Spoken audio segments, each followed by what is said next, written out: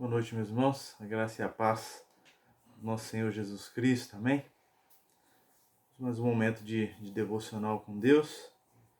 E após, então, esse momento de Páscoa, nós temos os discípulos ali, então, sendo espalhados ali na grande comissão, né? E a ascensão de Cristo.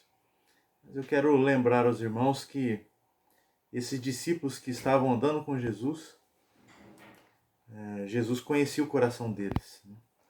Nós vamos ver João capítulo 6, verso 22 a 27. Nós vamos ver que Deus e Cristo conhece o nosso coração e as nossas motivações em segui-lo.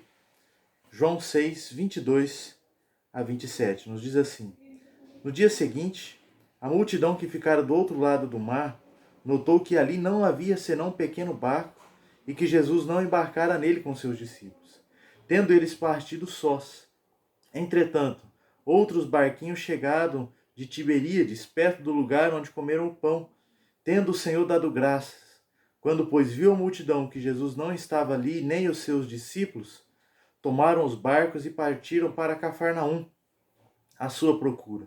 E tendo-o encontrado do outro lado do mar, lhe perguntaram: Mestre, quando chegaste aqui? Respondeu Jesus: em verdade vos digo, vós me procurais, não porque vistes sinais, mas porque comeste dos pães e vos fartastes. Trabalhai não pela comida que perece, mas pela que subsiste para a vida eterna, a qual o Filho do Homem vos dará, porque Deus, o Pai, confirmou com o seu selo. Vamos orar. Muito obrigado, Senhor, por esse dia tão maravilhoso. Obrigado também a Deus porque o Senhor concedeu nesse dia uma chuva tão gostosa. O Senhor nos abençoe, Deus esteja cuidando das nossas vidas, da nossa igreja, da tua igreja, Deus, sustentando as nossas vidas, sustentando a tua igreja, Pai. E que assim, Deus, logo nós também possamos voltar a adorar lá no templo do Senhor. Agradecemos, ó Pai, e pedimos que o Senhor nos abençoe em nome de Jesus. Amém. Cristo conhece o nosso coração. E nesse texto nós vemos Jesus denunciando alguns falsos motivos daqueles que estavam seguindo ele. E uma das denúncias aqui é porque eles estavam seguindo apenas por causa dos pães e dos peixes, porque eles estavam se fartando, né? Os discípulos atravessaram então o mar da Galileia e procuraram de Jesus. À primeira vista pareciam que estavam prontos todos a crer nele, todos a honrá-lo e a seguir mesmo a Jesus. Mas Jesus conhece o real motivo do nosso coração. Ele conhece o mais íntimo do nosso coração, na conduta do povo, e não se deixa enganar. Ele conhece, né? João 6, 26 diz: Respondeu Jesus: em verdade vos digo, vós me procurais não porque vistes sinais, mas porque comeste dos pães e vos fartastes. Jesus conhece os motivos secretos do nosso coração e de todos aqueles que dizem crer nele, e todos aqueles que se declaram cristãos. E podemos lembrar de Pedro, né? Pedro, um dos discípulos ali de Jesus, andando junto com ele, né? E disse que jamais o negaria, né? Jesus diz: Pedro, ainda hoje tu me negarás por 3 vezes. Sabe exatamente aquilo que nos impulsiona a fazer então uma vida religiosa. Ele sabe o verdadeiro motivo pelo qual você está, né, ou hoje não, né, lá na igreja, mas porque você está seguindo a Cristo. Ele sabe o real motivo. Ele sabe o que você está fazendo nesse momento agora de pandemia aí, né, que não podemos estar na igreja. Ele sabe por que você está, como você está, o que você está fazendo para ele. Né? Ele sabe o verdadeiro motivo que te leva, né, a obedecer às ordenanças da palavra de Deus.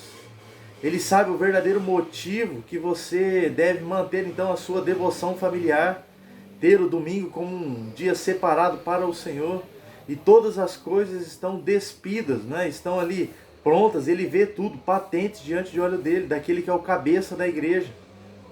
1 Samuel 16,7 diz assim: porque o Senhor não vê como o homem, ele vê o exterior, o homem vê o exterior, porém o Senhor o coração. Então nós sabemos e sejamos sinceros diante desse Deus que conhece a nossa vida.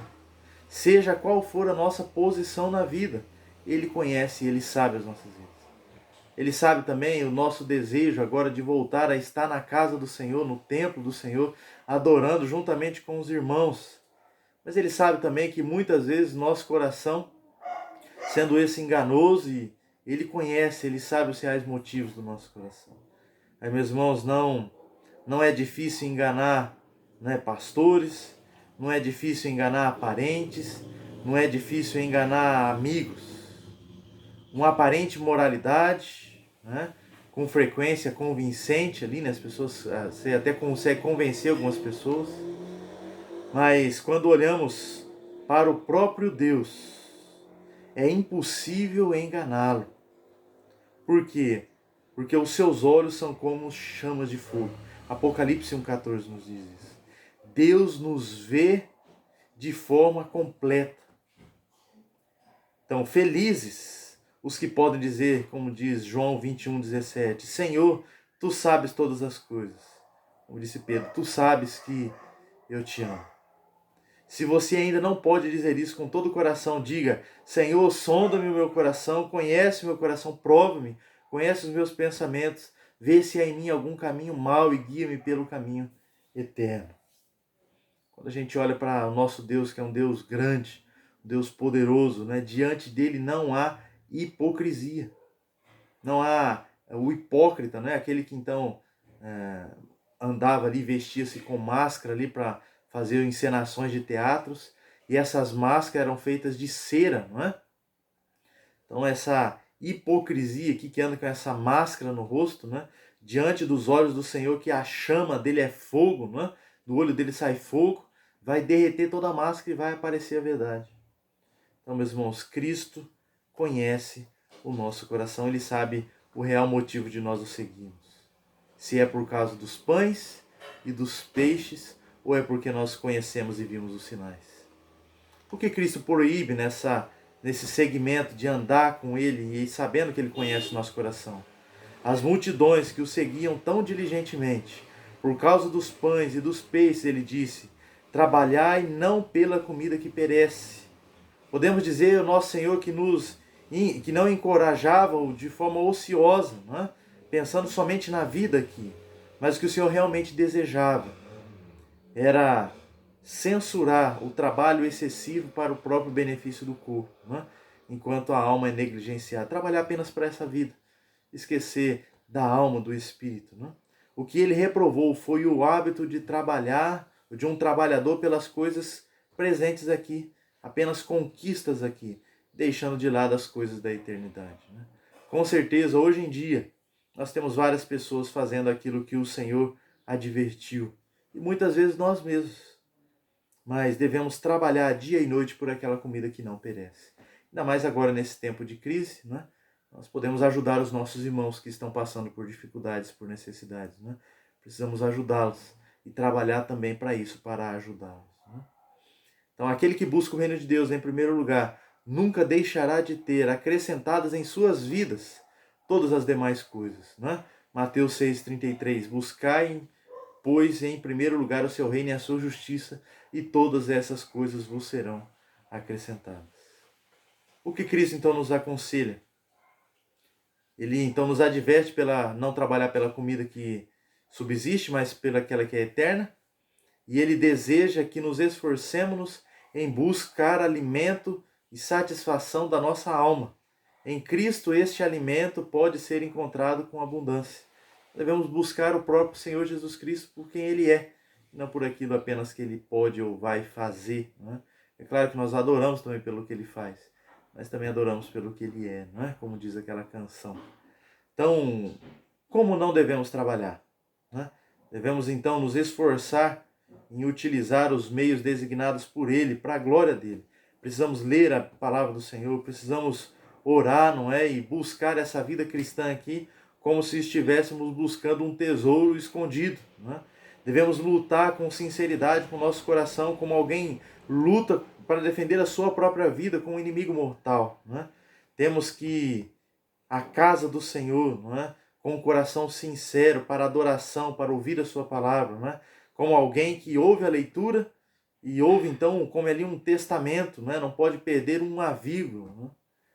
E devemos buscar ao Senhor, meus irmãos, dia após dia, com o nosso coração sincero. E isso, meus irmãos, é uma luta constante. Né? Na vida cristã tem aí duas palavrinhas chaves: orar e labutar. Não é? A vida cristã é isso. Nós devemos orar e devemos trabalhar, viver então uma vida até mesmo difícil, né? Mas precisamos lutar para o Senhor. Né? Lutar diariamente contra o pecado, contra o mundo, contra o diabo. Né? Alguém que luta pela sua liberdade, que precisa vencer, pois ao contrário ele continuará escravizado. Então trabalhar, meus irmãos, vamos trabalhar para o Senhor. Não é?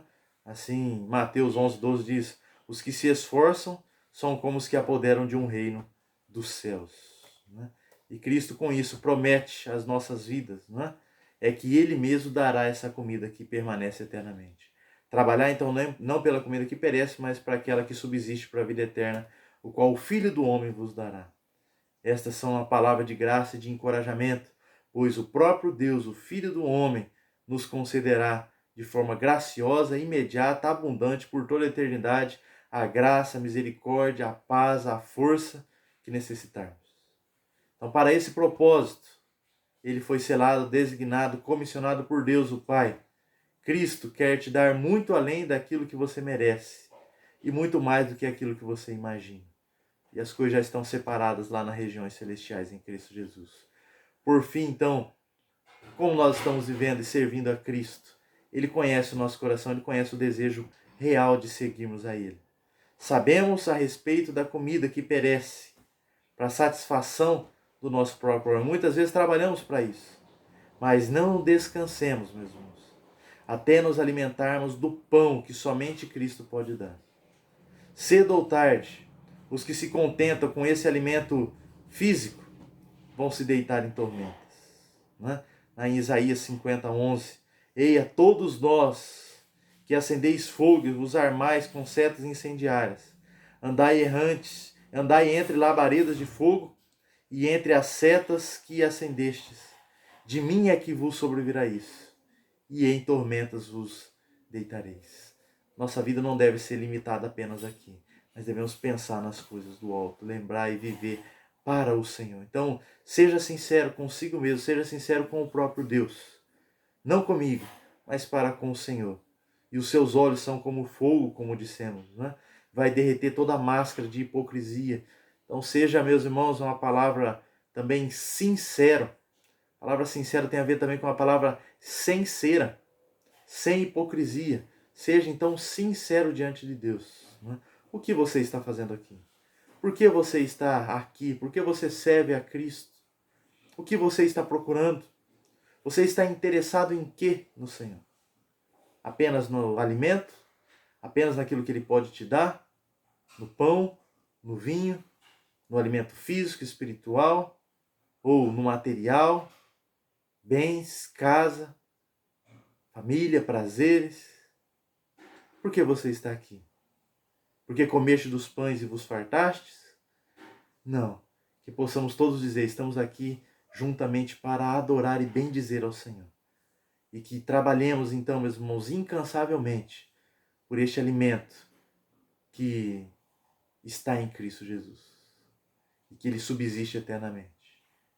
Trabalhemos então para uma vida celestial, não apenas para essa vida material aqui. Então, enquanto estamos aqui, vamos trabalhar para o Senhor. Vamos ajudar os nossos próximos que estão precisando. Ainda longe da igreja, mas vamos cuidar disso, meus irmãos. Que o Senhor nos abençoe, guarde, proteja, sustente, livre as nossas vidas. Então, fique firme no Senhor.